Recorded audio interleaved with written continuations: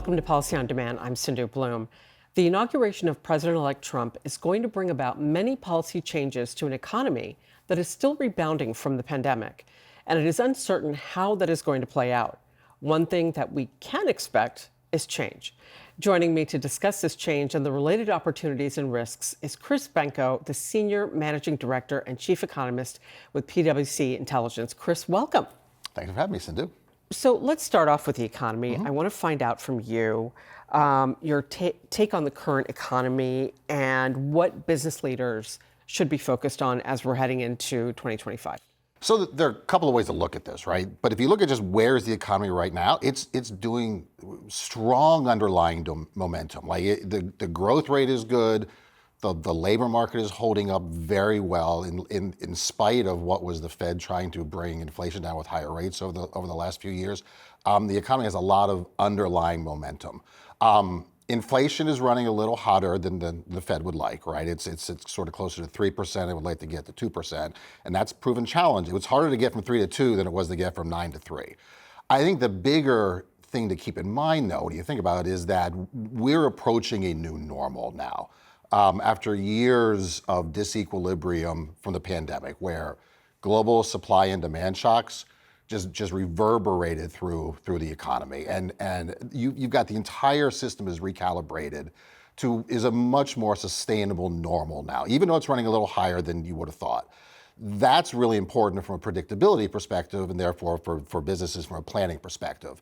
The next piece of that, though, is we're at the cusp of looks like a wave of disruption coming from new policies, just when we were getting back to this sort of sustainable new normal.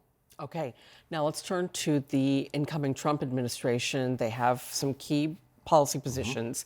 How are those going to impact business leaders, operations of companies? And I want to point out that there are a number of things that we don't know. As of this filming, we're a week out from inauguration. The things that we don't know are exactly which executive orders are going to come out and how all of that is going to play out. So if you could touch on that. Right. So like all incoming administrations have new policies we want to put in place. This is a little bit different in that it is very much a mindset change around how you drive economic growth and how you share economic growth and position of the U.S. in the world. So it is about policy change, but they all sort of come together, which says you could be at sort of the beginning of a cusp of a new way of looking at economic policy and what the goals are, right? I think of them in 4 buckets, right? There's a dereg bucket, there is the tax cut bucket, and then there's immigration and tariffs. Any one of them is difficult to understand what the policy impact will be on the economy, because I think it's important to remember economics is not a science like physics and chemistry where there are rules. It's a behavioral science. It's about incentives and behaviors and individual decisions, trillions of them, that add up to what the economy actually looks like. Right. So if you put all those together, they have differences in terms of how their ease of implementation. Like you said, some are EOs, some are legislative. The time frame is different. And honestly, some of them are very controversial in terms of are they pro-growth or are they anti-growth? And the one thing that is consistent, though, is they all have an element of inflationary pressure from them. And in this environment, where we're already running a pretty tight economy and inflation is running a little high, I think that is something to keep in mind. All right, but what about the impact on employment numbers and wage growth? Right, so if you think about deregulation and tax cuts, that probably is a pretty strong support for incremental growth. And that's good for jobs and that's good for wage growth and things of that sort. But as I say, in this environment, we're already running, the overall economy in the 2.5% to 3% GDP growth range. That's higher than trend. That's higher than potential. That has a potential of being inflationary. Tariffs and immigration have a little bit different impact.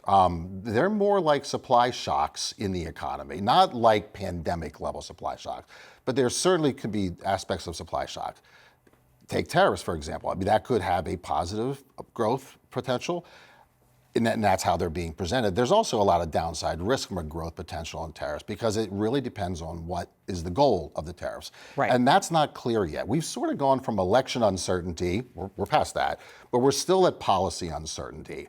And I think even if you look within the incoming administration, there's not clear lines around what is the role of tariffs. Are they to recontour trade? Is it to address bilateral deficits of trade?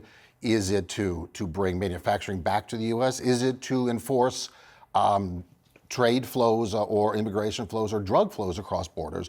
Or is it to generate revenue as a way of paying for tax cuts? And you have very different ends and means there at play. So it's very hard to understand, is that pro-growth or is that pro-inflation or is it some combination of that? So let's turn to the financial markets. Right after the election, I think the day after, there was a significant uptick in the market. And so when you look at from the time that the election took place to now, could you talk about the impact that Sure. like your observations from what has happened? Sure. I mean, the equity markets moved immediately, right? And that could have been a clarity relief, and the idea of unified government tends to get things done. And I think there was a pretty big expectation you have some sort of gridlock coming out of the election, which we don't have right now. So I think it popped quickly because there was a lot of pro-growth coming out of that. And then now we're not there so much anymore. And you think about the equity markets, they're totally focused on future earnings. I mean, that is the maniacal focus of what the equity markets do. Right. And we're sideways to down now from the election. I think policy uncertainty has sort of crept into that a bit. And there are some issues around the equity market, just about valuations and how concentrated it is and how many businesses are actually driving equity market growth. Credit markets are a very different animal, right? The credit markets are all about long-term growth and inflation pressures and about fiscal discipline. And if you talk about how some of these policies could come together, there is a lot of pressure on fiscal discipline going forward. And the equity markets have gone sideways. The credit markets, you're actually seeing a sell-off where long-term rates, so 10-year, 20-year, they've actually moved higher since the election. And they've actually moved higher while the Fed has been cutting short-term rates, which is a very unusual combination. And then you've got the exchange rate markets where the dollar is just sort of riding those higher rates and is very strong, which is in contradiction to what this administration says they want. President Trump has said he wants a weaker dollar to drive things, but you've got a stronger dollar coming out of this. Right. So I think that points to it's very hard to navigate these possible policy combinations and model out what they look like because they're inherently contradictory in some sense. So we sort of need to wait and see how they come together, and the sequencing, the prioritization will really help determine how that goes. All right, and you touched on inflation. How is the incoming Trump administration expected to address inflation and interest rates? And from a business perspective, how should companies be responding? So that's tricky in that the Trump administration does not really have control over interest rates, right? The short end is controlled by the Federal Reserve, which is independent of the administration, right? They make interest rate decisions based on their dual mandate of control, like price stability and full employment. We had a very aggressive tightening cycle for a number of years to purge inflationary pressures. The Fed started easing the second half of last year. At this point, we expected a higher for longer interest rate environment because we anticipated prices going down would be sticky at this point. At this point, they could be at a pause right now and wait to see what comes in. There's an inflation report this week, for example, and we want to see where that goes. I think there's a very real chance that rates on the short end do not come down nearly as far as businesses had hoped they would. And then again, the long end is controlled by the markets, like we said, the credit markets, and they're actually going up. So, the administration itself does not have control over the lever for inflationary pressures. The one place where we have seen inflationary pressures is coming out of the fiscal stimulus programs that came out of the pandemic. That drove much of the inflation that we've been experiencing that played such a big role in the election. We're not talking about fiscal constraint coming out of this next administration. So it's unlikely, anything that adds more fiscal stimulus is going to be inflationary likely. So inflation is a tough situation in the U.S. right now, right? And it probably means a higher for longer cost of capital environment for businesses who are planning. Okay. Now I want to turn to a topic that we talk about a lot on Policy on Demand, and that is the TCJA expiring provisions. And whatever happens with that, how do you foresee the impact on the economy? So I think about how they're playing into executives making decisions. I mean, they're in place. Decisions were made with them in place. And I think there was always a bit of an expectation for most businesses that they would somehow remain in place going forward. So I think it doesn't matter if it's one bill or two bills, how this gets done. If it gets done and extended, that's sort of the status quo in a lot of ways, from a planning perspective. Right. So it probably doesn't provide much of a boost other than it provides some clarity, and businesses love clarity and predictability when they're making decisions. If for whatever reason they're not extended, that becomes a bit of a drag then on growth. Now, it's just dialing back some of the stimulus that's there. So, but it would be a topside down drag a little bit on the economy in that that support's not there like it was. Right. All right. And to wrap up, I want to get from you the one kind of most critical economic piece from the election result. And from a business perspective, how, in your view, should companies be kind of looking forward? So I think, you asked for one, I'll give you two. I think the one thing that is ever present now is the role of geopolitics.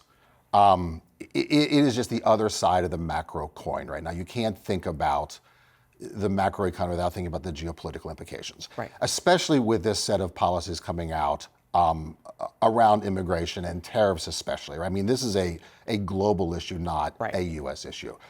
I think the second one then is really this set of economic policies. These are not tweaks around the edges. We could be, depending on what gets implemented over what time frame, this could be a cusp of a new era of economic policy making. And they happened over decades, right? So we've been decades into what policy looks like coming out of the U.S. Depending on how these fall into place, you could be the beginning of a new era for that going forward. Right. Because it's not just the U.S. who's feeling this sort of way forward down the path. So from a business making decisions, scenario planning is always a great idea. But the issue is the range of plausible outcomes now and there's too many things to consider. There are no models in the world that capture all the plausible outcomes here. It's almost a situation where game theory needs to come into place here, where you are actually running tabletop experiments and identifying what are the drivers and what could the extremes look like, and let's play those out through a series of scenarios that are not just growth could be 2.5 or 3.5, or it could be 1.5. That's your normal scenario planning. There's a bigger set of things at play here, and game theory could certainly be done at a lot of boardrooms around the country right now to good effect. Okay, Chris, thank you so much. This has been great. Love hearing from you. Thanks a lot. Thanks, Sindhu. Thanks for having me. Look for more on the second Trump administration agenda later this week and in the coming weeks. Thank you so much for joining us. Take care.